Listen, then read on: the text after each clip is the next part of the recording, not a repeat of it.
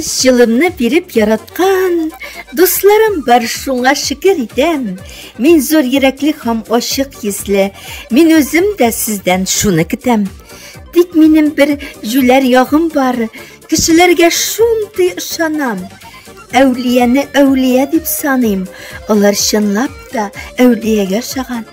Кешенең яхшы ягын гына күреп, башкасына игътибар итмимен.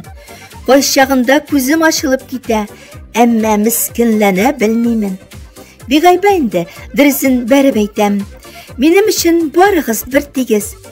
Әни табып исем кушкан, тәрбия кылган, шөкер, туган нигез. Шанып каравым бәлки яхшыгадыр. Чөнки һәркемнең үзенең язмышы. Истә күптән язылып куйган инде. Язмышлардан юктыр узмышы. Шулай дим дә һәрчак гафу итәм. Беребез дә без әүлия түгелләр.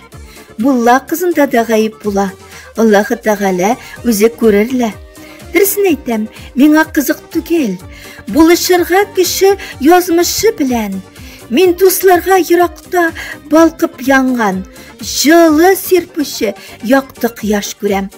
Бүләк итәм сезгә, жан җылысын, алыгыз учка, дөрләсен йөрәкләр.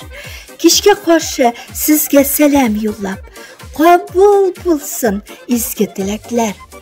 Автор Гөлнур Галимова.